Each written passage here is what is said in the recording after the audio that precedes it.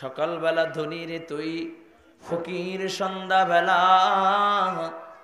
নদীর পার ভাঙে ওপার ঘরে, এই তো নদীর খেলা। সকালবেলা ধনী রে তুই, ফকির সন্ধ্যাবেলা। হায়াত দেওয়ার মালিক আল্লাহ, দৌলত দেওয়ার মালিক আল্লাহ। আল্লাহ তারা যাকে চান দৌলত দেন, আল্লাহ যাকে চান আবার ফকিরি হালাত দেন। আল্লাহ তাআলা সম্পদ দিয়াও পরীক্ষা করেন, আবার আল্লাহ তাআলা সম্পদ কেড়ে নিয়েও পরীক্ষা করেন। ঠিক কিনা জোরে বলেন। যেমনি ভাবে পরীক্ষা করেছিলেন হযরত আইয়ুব আলাইহিস সালাতু ওয়াস সালাম। আইয়ুব আলাইহিস সালাতু ওয়াস সালাম জলিল কদর পয়গম্বর, বলে এমন একজন শৌখিন পয়গম্বর যাকে আল্লাহ তাআলা দুনিয়ার সব সৌন্দর্য দিয়েছিলেন। ওয়াল মাল ওয়াল বানুন জিনাতাল হায়াতাদ দুনিয়া, বলে সন্তানের সৌন্দর্য আল্লাহ আইয়ুবকে দিয়েছিলেন, স্ত্রীর সৌন্দর্য আল্লাহ আইয়ুবকে দিয়েছিলেন, সম্পদের সৌন্দর্য আল্লাহ তাআলা আইয়ুবকে দিয়েছিলেন। আর আমি আপনার কাছ থেকে ভাইগা যাব কেমনে বুঝলেন? আমি আপনার সাথে থাইকা থাইকা আপনার সেবা করব। ওগো আল্লাহর পয়গম্বর, প্রয়োজন হইলে আমি আমার জিহ্বা দিয়া আপনার গায়ের পোকাগুলো আমার জিহ্বা দিয়া চাইটা চাইটা তারপরে আমি ছাড়ায়া দিব। সুবহানাল্লাহ। এটাকেই বলা হয় স্বামীর খেদমত, এটাকেই বলা হয় স্বামীর খেদমত। আর আজকে তো ঈদে স্বামীর ব্যবসা বাণিজ্য ভালো যাচ্ছে না। মনে করেন লিসের মাছগুলো নষ্ট হয়ে গেছে বা পয়সা গেছে, মাছ হয় নাই, এক বছর একটু ইনকাম কম। বিবি এবছর যেহেতু ঈদে আমার টাকা পয়সা নাই, এবছর কাপড়টা দিব না, আগামী বছর তোমাকে দিবা না। হ্যাঁ, তোমার সংসার করে আমি জীবনে কিছুই পাইলাম না। কি বলেন? হ্যাঁ, ভুল বললাম না তো? কিচ্ছু দেয় না জীবনে। একদিন একটু দিতে ভুল করলে কি বলে কিচ্ছু পায় নাই। না, এটা তো কথা হতে পারে না। আপনার স্বামীর সুখ আপনার সুখ, আপনার স্বামীর দুঃখ আপনার দুঃখ। এটাই যদি হয়, আল্লাহর কসম করে বলি, কোন স্ত্রী মারা যাওয়ার পরে তার স্বামী যদি বলে আমি আমার বিবির উপরে বড় খুশি ছিলাম, আল্লাহ তাআলা ওই মহিলার উপরে খুশি হয়ে যায়। জোরে বলেন আল্লাহু আকবার। আর আল্লাহ তাআলা যদি খুশি হয়, কোনো ভয় আছে? আম্মা জান ভালো করে বুঝেন, আমার মালিককে খুশি করতে হইলে আগে আপনার স্বামীকে খুশি করুন। বল বললাম? আল্লাহ কবুল করেন, বলেন আমিন। আল্লাহর পয়গম্বর রাহিমাকে নিয়ে জঙ্গলের ভিতরে রওনা করলেন। পাহাড়ের চূড়ায় জঙ্গলের ভিতরে জীবন যাপন করতেছেন। 1 নয় 2 নয় 18টা বছর পার হয়ে যায়। কয় বছর? 18 বছর পার হয়ে যায়। 18 বছর পর হঠাৎ করে আল্লাহর পয়গম্বর জবানের ভিতরে দেখে জিহ্বার ভিতরে পোকা লেগে গেছে। জিহ্বার ভিতরে পোকায় কামড় দেয়। আল্লাহর পয়গম্বর আসমানের দিকে তাকাইয়া ডাক দিয়া বলে, আল্লাহ, ওগো মালিক, আয় আল্লাহ, সন্তান কাইরা নিয়েছো, আয় আল্লাহ অভিযোগ দেই নাই, আয় আল্লাহ স্ত্রীরা চলে গেছে অভিযোগ দেই নাই, সম্পদ চলে গেছে অভিযোগ দেই নাই, আয় আল্লাহ নিজের বসত বিটা ছাইরা, বাপ দাদার বিটা ছাইরা, নিজের এলাকার মানুষদেরকে ছাইরা জঙ্গলের ভিতরে একাকিত্ব জীবন কাটাইতেছি, তখন অভিযোগ দেই নাই। কিন্তু মওলা আর সহ্য করতে পারি না, কারণ যে অঙ্গটা দিয়ে আমি তোমার নামের জিকির করতাম, আমি তোমার নামের জিকির করতাম, ওই জিহ্বার ভিতরে আল্লাহ পোকা লেগে গেছে। আয় আল্লাহ তুমি বলে দাও কোন অঙ্গ দিয়া আমি মালিকের জিকির করব। আল্লাহু আকবার। এই কলেজের টুকরা যুবক, একটু ভালো করে বুঝো। এই কলেজের টুকরা যুবক, ভালো করে বুঝো, একটু দিলের কানটা লাগা দাও। আল্লাহর নবী পয়গম্বর আইয়ুব আলাইহিস সালাতু ওয়াস সালাম যেই মাত্র আল্লাহ তাআলার দিকে তাকায় চোখের পানি ছেড়ে দিলেন, সাথে সাথে আল্লাহ তাআলা জিবরাইলকে পাঠায়া দেয়। ডাক দিয়া বলে, জিবরাইল যাও যাও আমার হাবিব আমার বন্ধুর কাছে যাও, আমার আইয়ুবের কাছে যায় বলবা জমিনের ভিতরে পায়ের গোড়ালু দিয়ে আঘাত করতে বলছে, যেই মাত্র জমিনের ভিতরে আঘাত করে সাথে সাথে পানি প্রবাহিত হয়। আইয়ুব আলাইহিস সালাতু ওয়াস সালাম করে বলে আল্লাহর পয়গম্বর, আল্লাহ তাআলা এই পানিগুলো আপনাকে পান করার জন্য বলেছে। আল্লাহ পাক রব্বুল আলামিন এই পানি দিয়ে আপনাকে গোসল করতে বলছে। যেই মাত্র আল্লাহর পয়গম্বর গোসল করেছেন আর পানি পান করেছে, সাথে সাথে আইয়ুব আলাইহিস সালাতু ওয়াস সালাম পরিপূর্ণ সুস্থ হয়ে গেছে। আল্লাহর পয়গম্বর আইয়ুবকে দেখে আর চেনা যায় না। আল্লাহ পাক রব্বুল আলামিন ডাক দিয়ে বলে আইয়ুব আসমানের দিকে তাকাও, আমি আল্লাহ তাআলা আসমান থেকে তোমার জন্য রহমত নাযিল করেছি, বরকত নাযিল করতেছি। আসমান থেকে স্মরণের চাকা পড়ে, আল্লাহর পয়গম্বর টোকাইয়া টোকাইয়া ঝুড়ির ভিতরে নেয়, দুই একটা পরে যায় আবার টোকাইয়া টোকাইয়া ঝুড়ির ভিতরে নেয়। এমন সময় আল্লাহ ডাক দিয়ে বলে আইয়ুব জমিনের ভিতরে পড়ে যায় সেটাকেও তুমি টোকাইয়া নাও, লোভ কি ছাড়তে চাও না? আল্লাহর পয়গম্বর আইয়ুব ডাক দিয়ে বলে আল্লাহ যখন কায়রা নিয়েছি না তখন অভিযোগ দেই নাই, এখন তো তুমি আসমান থেকে আসমানি বরকত দিচ্ছ, আল্লাহ বরকত ফালায়া বাড়ির দিকে যাইতে চাই না। আল্লাহু আকবার। কলেজের টুকরা যুবক, প্রত্যেকটা মানুষের পিছনে, প্রত্যেকটা মানুষ চলার পথে প্রত্যেকটা মানুষ কখনো সুখ কখনো দুঃখ আসে, কখনো আল্লাহ তাআলা মুসিবত দিয়ে আল্লাহ পরীক্ষা করেন, কখনো আল্লাহ সম্পদ দিয়ে পরীক্ষা করেন, ঠিক কিনা জোরে বলেন। আর এমন যখন মুসিবত চলে আসবে আর ওই মুসিবতের উপরে যখন আল্লাহর বান্দাগুলো আল্লাহর দিকে তাওয়াক্কুল কইরা সবর করতে পারবে, আল্লাহ পাক রব্বুল আলামিন একটা পর্যায়ে আসমানি বরকত দিয়া আল্লাহ তাআলা পরিপূর্ণ করে দিবে। বলুন সুবহানাল্লাহ। এরকম যারা অভাবে আছেন তাদের জন্য আজকে আমার এই আমল। বাগদাদের ভিতরে একজন ব্যক্তি ছিল, বড় ধনাঢ্যবান ব্যক্তি, সম্পদের কোনো অভাব ছিল না, ধন দৌলতের কোনো অভাব ছিল না। আল্লাহর বান্দা, এত পরিমাণে সম্পদ, এত পরিমাণে ধন দৌলত, হঠাৎ করে আল্লাহর বান্দা দেউলিয়া হয়ে যায়। ভালো করে বুঝেন, আপনাদের আমল দিচ্ছি। হঠাৎ করে আল্লাহর বান্দা দেউলিয়া হয়ে যায়।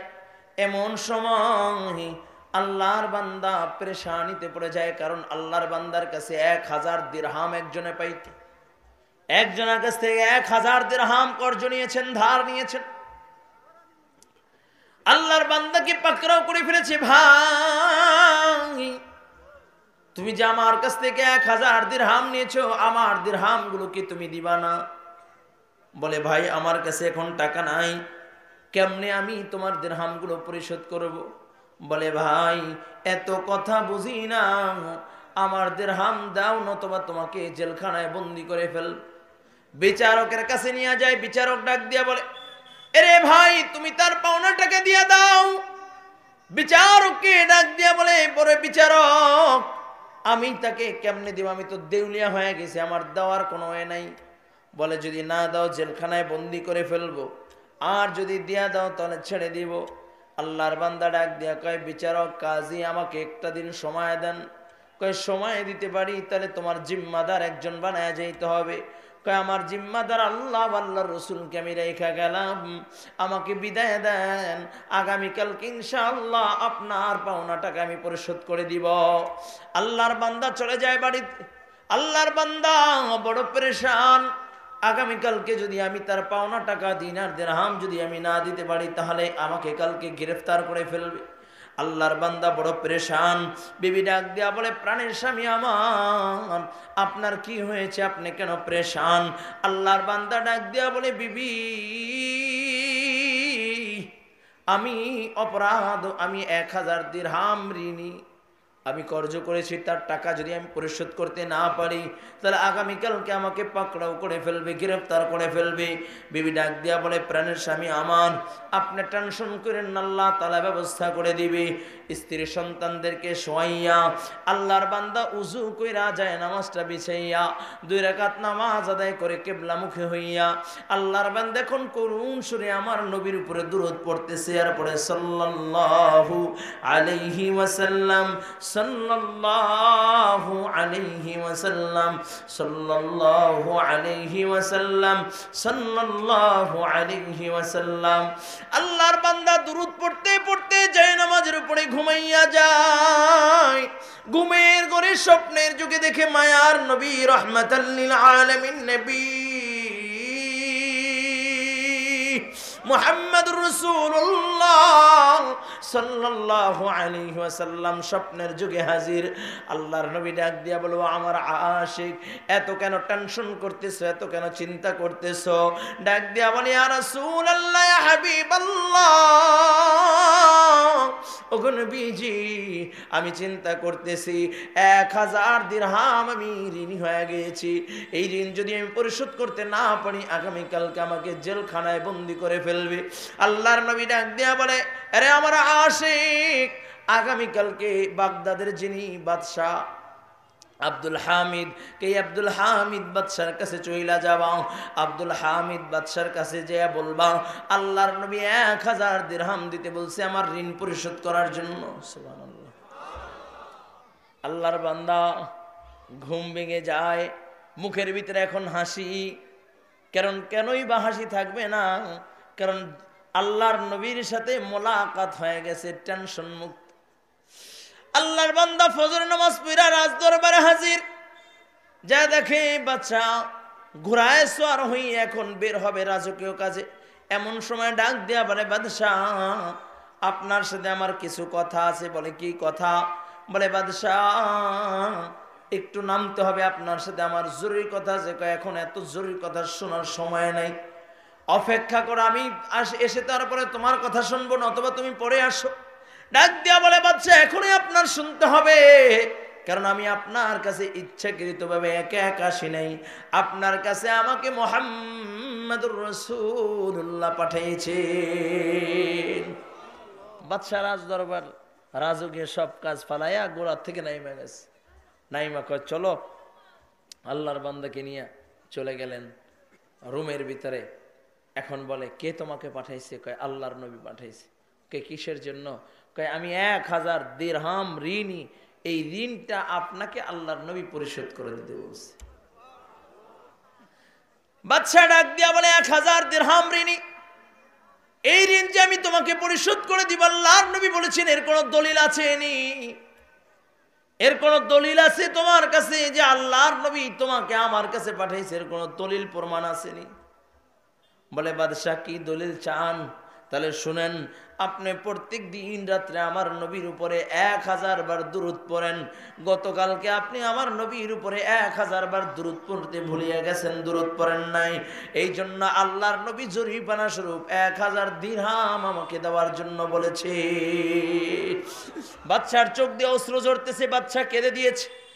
বাদশা চোখের পানি ছেড়ে ছেড়ে কান্না করে ডাক দিয়ে বলে, ভাই, আবার একটু বলো, কে তোমাকে পাঠাইছে? কয়, আল্লাহর নবী আপনার কাছে আমাকে পাঠাইছে। কিসের জন্য পাঠাইছে? কয়, 1000 দিরহাম আমি ঋণী, এই ঋণগুলো পরিশোধ করে দেওয়ার জন্য আল্লাহর নবী আপনার কাছে পাঠাইছে। আল্লাহর নবী এটাও বলেছে, আপনি দৈনিক 1000 বার দুরূদ পড়েন। গতকাল রাত্রে আমার নবীর উপরে দুরূদ পড়েন নাই, জরিমানা দিতে বলছে। কয়, আবার বলো। আবার বলছে। এইভাবে 3 বার শোনার পরে 1000 টাকার 1000 দিরহামের একটা থলি আল্লাহর বান্দার হাতের ভিতরে দিয়া বলে, এরে ভাই, আল্লাহর নবী যে আমাকে জরিমানা দিতে বলছে, এই জরিমানাগুলো আমি তোমাকে দিয়ে দিলাম। নাও 1000 দিরহাম আমি তোমাকে দিলাম। আরো একটা থলে বাহির করে বলে, ভাই, এর ভিতরে 1000 দিরহাম আছে। তুমি যে আমি গতকালকে রাত্রে আল্লাহর নবীর উপরে দুরূদ পড়ি নাই, এইটা যে আমার ভুল আমাকে ধরায়া দিয়েছো, এই জন্য আরো 1000 দিরহাম আমি তোমাকে দিলাম। আর একটা থলে বাহির করে বলে, এই যে থলে আছে, নাও, এই থলের ভিতরে 1000 দিরহাম আছে। তুমি যে আল্লাহর নবীর সাচ্চাত স্বপ্ন আমার কাছে পৌঁছায়া দিয়েছো, এই জন্য খুশি হইয়া আরো 1000 দিরহাম দিয়ে দিলাম। ছিল ঋণ, ছিল কত, পাইল কত? আল্লাহর বান্দা এখন বিচারকের কাছে চলে গেলেন। বিচারক ডাক দিয়া বলে, ভাই, আমি তোমার সাথে বেয়াদবি করে ফেলেছি রে ভাই। এরে ভাই, এই যে নাও, তুমি চলে যাওয়ার পরে আমি যখন রাত্রবেলা ঘুমায় গেলাম, ঘুমের ঘরে স্বপ্নে যুগে দেখি মায়ার নবী রাহমাতাল লিল আলামিন আমার সামনে হাজির। আল্লাহর নবী বলেছে আমি যেন তোমার কাছ থেকে আমি যেন বিচার কইরা 1000 দিরহাম তার কাছে নিয়ে না দেই, আমি যেন তোমার 1000 দিরহাম আমি পরিশোধ করে দেই। এই জন্য আল্লাহর নবী বলে দিয়েছে নাও নাও 1000 দিরহাম আমি দিয়ে দিলাম, এইটা তুমি তোমার পাওনা পরিশোধ করবা, ঋণ পরিশোধ করবা। আর 1000 দিরহাম আমি তোমাকে দিয়ে এলাম, কারণ তোমার কারণে আমি আল্লাহর নবীকে স্বপ্নে দেখেছি, এই জন্য খুশি হইয়া 1000 দিরহাম আমি তোমাকে হাদিয়া দিয়া দিলাম। সুবহানাল্লাহ। আল্লাহর বান্দা পাওনাদারের বাড়িতে হাজির, ডাক দিয়া বলে রে ভাই আমার কাছে 1000 দিরহাম পাও, এই নাও নাও 1000 দিরহাম আমি তোমাকে দিয়ে দিলাম। কয় ভাই রে 1000 দিরহাম আর দেওয়ার দরকার নাই, কারণ তুমি চলে যাওয়ার পরে আমি আল্লাহর নবীকে স্বপ্নে দেখেছি, আল্লাহর নবী বলেছেন আমি যেন তোমার কাছ থেকে পাওনা টাকা যেন আমি না নেই, দিরহাম যেন আমি গ্রহণ না করি। আর শুধু তোমার কারণে যে আল্লাহর নবীকে আমি স্বপ্নে দেখেছি, এই জন্য খুশি হইয়া আরো 1000 দিরহাম আমি তোমাকে দিয়ে দিলাম। একটু জোরে বলা যাবে কি আল্লাহু আকবার? আর জোরে মুমিনের আওয়াজ বল আল্লাহু আকবার। রে কলিজার টুকরা যুবক, যারা অভাবে আছো, ঋণগ্রস্ত আছো, তাদের জন্য আমার তরফ থেকে একটা সবক শুনাইয়া যাই, বেশি বেশি আমার নবীর উপরে দরুদ পড়বা, তাহলে আমার নবীর সাথে মোলাকাত হয়ে যাবে। কারণ নবী আমার বলে মান রাআনি ফিল মানাম ফাকাদ রাআনি, নবী আমার বলেন কেউ যদি স্বপ্নে আমি নবীকে দেখে ফেলাই, সেজন্য আমি মুহাম্মদুর রাসূলুল্লাহকেই দেখলো। কারণ শয়তান আমার আকৃতি আমার সূরত ধরতে পারে না। জোরে বলা যাবে কি আল্লাহু আকবার? এক কলেজার টুকরা যুবক, এখন থেকে আমার নবীর উপরে দরুদ পড়ব, পারবো তো ইনশাআল্লাহ? মায়ার নবী রাহমাতাল লিল আলামিন নবী মুহাম্মদুর রাসূলুল্লাহ। ইন্না লিল্লাহ। এতক্ষণ এই ওয়াজ করলাম, ভুলে গেলেন গা? তো একটু আওয়াজ করে পড়েন, জোরে আওয়াজ করে, আর জোরে সাল্লাল্লাহু আলাইহি ওয়াসাল্লাম, সাল্লাল্লাহু আলাইহি ওয়াসাল্লাম পড়বেন তো ইনশাআল্লাহ। ও যুবক বাবাজিরা, আমার বন্ধুরা, লম্বা চূড়া কথা বলার সময় নেই। আমি যে আয়াতে কারিমা তেলাওয়াত করেছিলাম, এই আয়াতে কারিমা অনুযায়ী কথা বলতে চেয়েছিলাম। এতগুলো কথা বেশি বললাম বুঝাইবার জন্য। আমার নবী রাহমাতাল লিল আলামিন নবী মুহাম্মদুর রাসূলুল্লাহ, মাশাআল্লাহ মাশাআল্লাহ মাশাআল্লাহ, আলহামদুলিল্লাহ। এখন যখনই শুনবেন তখনই কি পড়বেন? আরো জোরে পড়েন। ও মিয়া, জান্নাতে যাইতে কি বেশি আমল লাগে? অল্প কিছু ইখলাসওয়ালা আমল হইলেই জান্নাতে যাওয়া যায়। সুবহানাল্লাহ। আবু বকরের এক রাতের আমল নামা যদি এক পাল্লা রাখা হয়, ওমরের গোটা জিন্দেগীর আমল নামা যদি অপর পাল্লা রাখা হয়, এরপরে আবু বকরের এক রাতের আমল নামা ওজনদার। বলুন সুবহানাল্লাহ। কেন? কয় আবু বকর কি হাজার হাজার রাকাত তাহাজ্জুদ পড়ছিল ওই রাত্রে? না, এক রাকাতও পড়ে না, এক রাকাতও তাহাজ্জুদ পড়ে নাই। তারপরও কেন এত দামি?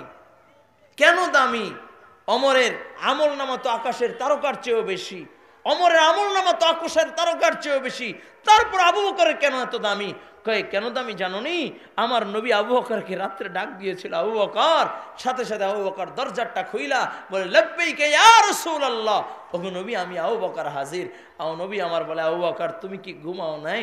কয় ইয়া রাসূলুল্লাহ বহুদিন আগে বলছিলেন আমি আপনার হিজরতের সাথী হব, তখন থেকেই আমি দরজার সাথে হেলান দিয়ে আপনার অপেক্ষায় আছি। বলুন সুবহানাল্লাহ। আরো জোরে কর না সুবহানাল্লাহ। নবী কয় আবু বকর চলো, আল্লাহ তাআলার তরফ থেকে ডাক চলে আসছে। আবু বকর চলে, নবীর সাথে চলে, একবার ডানে যায়, একবার বামে যায়, একবার পিছনে, একবার সামনে। নবী ডাক দিয়ে কয় আবু বকর এত টেনশন কেন? একবার সামনে পিছনে দৌড়াও কেন? কয় ইয়া রাসূলুল্লাহ আমি দৌড়াই কেন জানেন? যখন আপনার সাথে হাঁটি আমার মন বলে আপনাকে যদি কাফেররা তীর ছুঁড়ে আঘাত করে, কারণ মক্কায় তো আপনার দুশ্মনের অভাব নাই, চতুর্দিকে শুধু আপনার দুশ্মন। আমি যখন আপনার ডানে হাঁটি মনে হয় যে বাম দিক থেকে কেউ তীর ছুড়তেছে, আবার যখন বাম দিকে যাই মনে হয় ডান দিক থেকে কেউ তীর ছুড়তেছে, আবার যখন সামনে পিছনে মনে হয় আপনার গায়ে কেউ তীর ছুড়তেছে। ইয়া রাসূলুল্লাহ আমি আবু বকর জীবিত থাকতে আপনার গায়ে তীর লাগবে সেটা আমি সহ্য করতে পারি না, সহ্য করতে পারি না। আল্লাহু আকবার। গারে সুরের ভিতরে আমার নবী ক্লান্ত হয়ে যায়, গার সুর পর্যন্ত যাবে, আবু বকর আমার নবীকে কাঁধে কইরা, আমার নবীকে কাঁধে কইরা আবু বকর দৌড় শুরু করলেন। নবীকে কাঁধে কইরা আবু বকর চলতেছে, সুবহানাল্লাহ। গারে সুরের ভিতরে কই, ইয়া রাসূলুল্লাহ আপনি আগে প্রবেশ করেন না, ভিতরে সাপ বিচ্ছু থাকতে পারে, আমি যে পরিষ্কার করে নেই। পরিষ্কার করতে যায় দেখে গারে সুরটা পুরা ছিদ্র করা, পুরা গারে সুর ছিদ্র করা। আবু বকর রুমাল ছিঁড়া ছিঁড়া ছিঁড়া ছিঁড়া পুরো ছিদ্রগুলো বন্ধ করলেন, একটা ছিদ্র আছে এখন বন্ধ করতে পারে নাই। নবীকে আবু বকর ভিতরে নিয়া নিজের উরুর উপরে শোয়াইয়া পায়ের বুড়ো আঙ্গুল দিয়া গারে সুরের একটা ছিদ্র এরকম পায়ের বুড়ো আঙ্গুল দিয়ে চেপে রাখছেন। নবীকে নিজের উরুর উপরে শোয়াইলেন, আর আবু বকর আমার নবীর দিকে তাকায় রইলেন, নবীর দিকে তাকায় রইলেন, দরদ নিয়ে তাকায় রইলেন। আবু বকরকে প্রশ্ন করা হলো, আবু বকর দুনিয়ার কোন জিনিসটা তোমার প্রিয়? আবু বকর বলে, হুব্বিবা ইলাইয়া মিন দুনিয়াকুম সালাস। আমি আবু বকরের কাছে দুনিয়ার তিনটা জিনিস প্রিয়। এক নম্বরে আন-নাজরু ইলা রাসূলুল্লাহি সাল্লাল্লাহু আলাইহি ওয়াসাল্লাম। আমি আবু বকরের কাছে সবচেয়ে প্রিয় হইল আল্লাহর নবীর চেহারা তাকাইয়া তাকাইয়া তাকাইয়া তাকাইয়া দেখা। জোরে বলুন আল্লাহু আকবার। এ যুবক, আবু বকর তো আর পাইবা না, ওমর তো আর পাইবা না, রাহমাতাল লিল আলামিন কেউ তো পাইবা না, কিন্তু উম্মতে মুহাম্মাদির ভিতরে শ্রেষ্ঠ সন্তান যেগুলো ওয়ারিসে নবী, যারা আলেমদের চেহারার দিকে মহব্বত নিয়ে তাকাও, নবী কই মহব্বতটা কাল কিয়ামতের ময়দানে নাজাতের জরিয়া হয়ে যাবে। বলে সুবহানাল্লাহ। ও কলেজার টুকরা যুবক, গারে সুরের ভিতরে আমার নবী আবু বকরের মাথা, বড় আবু বকরের উরুর উপরে মাথা রাইখা ঘুমায়। এমন সময় আল্লাহর নবী সরকার দো আলম ঘুমায় গেলেন। আবু বকর যেই ছিদ্রের ভিতরে পার আঙ্গুল দিয়া ছিদ্র বন্ধ করে রেখেছে, ওই ছিদ্রের ভিতরে একটা সাপ ছিল, সাপটা এসে মাথা দিয়া বারবার আঘাত করে, আবু বকর পাও সরায় না। বাধ্য হয়ে আবু বকরের পায়ের উপরে সবল দিয়া দেয়, কিন্তু আবু বকর পাও সরায় না। আবু বকরের পুরো শরীরটা সবুজ হয়ে যায়, নির্বর্ণ হয়ে যায়। আবু বকর তারপর শরীর নড়াচড়া করে না, কারণ আল্লাহর নবী আমার মুরুর উপরে ঘুমায়। আর আমি যদি এখন আওয়াজ দেওয়া লাগে রে ভাই, আল্লাহর নবী সরকারে দো আলম রাহমাতাল লিল আলামিন আমার শরীরের উপরে ঘুমাইতেছি, আমি যদি নড়াচড়া করি আল্লাহর নবীর ডিস্টার্ব হবে। বলে শরীর নড়াচড়া বন্ধ করা যায়, কিন্তু চোখের পানি তো বন্ধ করা যায় না। আবু বকরের বিষের যন্ত্রণা যে চোখের পানি পড়ে, ওই পানিটা আবু বকরের চেহারার উপরে, আবু বকরের চোখের পানি আল্লাহর নবীর চেহারার উপরে পড়ে তো নবীর ঘুম ভেঙে যায়। নবী ডাক দিয়া বলে, আবু বকর কেন কান্না করো? বলি, ইয়া রাসূলুল্লাহ, ইয়া হাবিবাল্লাহ, ওগো নবীজি আমি কান্না করি বিষের যন্ত্রণায়, নবী আমার মুখের লালা লাগায় দেয় তো বিষ পানি হয়ে যায়। ও যুবক, ওই রাত্রটা আমার মালিকের কাছে এত প্রিয়, কারণ ওই রাত্রটা আমার নবীর মহাব্বতে আবু বকরের কলিজাটা ভরা ছিল। আমার নবীর মহাব্বতে আবু বকর এত দামি হয়ে গেছে, কয়েক গোটা আমরের জিন্দেগির আমল যদি এক পাল্লায় রাখা হয়, আবু বকরের এক রাত্র আমল নামা ওজনদার হয়ে যাবে। বলুন সুবহানাল্লাহ। শুধু তাই না, আর একটা দিন আমার আল্লাহর কাছে প্রিয়। আমার নবী তবুকের যুদ্ধে যাইবেন, যুদ্ধ থেকে এক যুদ্ধ থেকে এসেছেন, আর এক যুদ্ধ তবুকের যুদ্ধে যাবে। এমন সময় নবী আমার রুমালটা বিছায়া দিলেন, আর ডাক দিয়া বলে, সাহাবায়ে কেরাম এইভাবে রুমাল বিছায়া নবী আমার হাত পাইতে দিয়েছে। সাহাবায়ে কেরাম আজকে কে কি দান করবা? আজকে যুদ্ধের ময়দানে যাব, আল্লাহর দিন প্রতিষ্ঠা করার জন্য কে কি দান করবা? সাহাবায়ে কেরাম দান করতেছেন। সাহাবায়ে কেরাম অনেক পরিমাণে দান করেছেন, দান করেছে, আর নিজের ভিতরে আনন্দ বোধ হইতেছে। নবী আমার উপলব্ধি কইরা নবী আমার ডাক দিয়া কয়, ওসমান তুমি কি দান করছো? বলি, ইয়া রাসূলুল্লাহ যত সম্পদ আছে তিনটা ভাগ কইরা 2 ভাগ বাড়িতে রাইখাছি, একবার আপনার কদমে রাখলাম। ওমরকে ডাক দিয়া কয়, আমার তুমি কি নিয়ে আসছো? ওমর বলি, ইয়া রাসূলুল্লাহ, ইয়া হাবিবাল্লাহ, ওগো নবীজি আমার যত সম্পদ আছে দুইটা ভাগ কইরা একটা ভাগ বাড়িতে রেখে আসলাম, একটা ভাগ আপনার কদমে রাখলাম। নবী আমার তাকাইয়া দেখে আবু বকর সালার চট পইরা একটা পোটলা মাথায় নিয়ে দাঁড়ায় রয়েছে। নবী আমার ডাক দিয়া বলে, আবু বকর, আরে আবু বকর দূরে কেন দাঁড়ায় রইলা? আবু বকর বলে, ইয়া রাসূলুল্লাহ, ইয়া হাবিবাল্লাহ, আমি দেখতেছিলাম সাহাবায়ে কেরামরা দান করতেছেন, আমি আবু বকর কেমনে দান করব? আমার তো সম্পদ বলতে কিছু নাই। নবী আমার ডাক দিয়া কয়, আবু বকর তুমি কি বাড়িতে রাইখা আসছো? কয়, ইয়া রাসূলুল্লাহ, ইয়া হাবিবাল্লাহ, সবার বেলায় প্রশ্ন করলেন কি দান করছো, আমাকে কেন আপনি কি রাইখা আসছো এই কথাটা বললেন? আবু বকরকে আমার নবী বলেন, আবু বকর আগে বলো বাড়িতে কি রেখে আসছো? আবু বকর বলে, ইয়া রাসূলুল্লাহ, ইয়া হাবিবাল্লাহ, আমি আমার বাড়িতে আমার আল্লাহ আল্লাহর রাসূলকে রেখে আসলাম। ওগো নবীজি এই যে আমার মাথার উপরে একটা পোটলা দেখেন আপনার কদমে রেখা দিলাম, এই পোটলার ভিতরে আমার স্থাবর সম্পদ বলতে যা বোঝায় সব সম্পদগুলো আমি আপনার কদমে রেখা দিলাম। একটু জোরে বলা যাবে কি আল্লাহু আকবার? এমন সময় আমার নবী তাকাইয়া দেখেন জিবরাইল আমার নবীর সামনে হাজির। নবী আমার ডাক দিয়া বলে, জিবরাইল তোমার গায়ে সালার চট দেখা যায় কেন? কেন সালার চট পড়লা? জিবরাইল বলে, ইয়া রাসূলুল্লাহ, ইয়া হাবিবাল্লাহ, শুধু আমি জিবরাইল পড়েছি তা নয়, সকল ফেরেশতারাই আজকে সালার চট পড়েছে। নবী আমার ডাক দিয়া বলে, কেন কেন? বলে, ইয়া রাসূলুল্লাহ, ইয়া হাবিবাল্লাহ, ওই যে তাকাইয়া দেখেন আপনার প্রেম সাগরে ডুব দিয়া আবু বকর নিজের দামি জামা কাপড় বিক্রি কইরা, বিবির দামি পোশাকগুলো বিক্রি কইরা, সলার চাট গায়ে দিয়া ওই টাকাগুলো আপনার রুমালে ছাইরা দিয়েছে, বিবির পোশাক বিক্রি করার টাকাগুলো আপনার রুমালের ভিতরে দিয়ে দিয়েছে। ইয়া রাসূলুল্লাহ, ইয়া হাবিবাল্লাহ, আমার মালিক আবু বকরের আজকের দান এত পছন্দ করেছেন, কয় আবু বকরের একদিনের আমল নামে একদিনের দান যদি এক পাল্লা রাখা হয়, গোটা উম্মতের দান যদি অপর পাল্লা রাখা হয়, এরপর আবু বকরের দান ওজনদার হয়ে যাবে। বলুন সুবহানাল্লাহ। ও কলিজার টুকরো যুবক, লম্বা চড়া কথা বলার সুযোগ নাই। আজকে এই ময়দানের ভিতরে কিছু নবীর আশিক দেখতে চাই, যারা দাঁড়াইয়া বলবা, হুজুর আমি নবীকে বড় মোহাব্বত করি। নবীর এই মাদ্রাসায় প্রায় 7 লক্ষ প্লাস, প্রায় 7.5 লক্ষ টাকার মতো ঋণ। আজকে এই মাদ্রাসায় আমি দাঁড়াইয়া, নতুন ভবনের কাজ চলতেছে, ছাত্র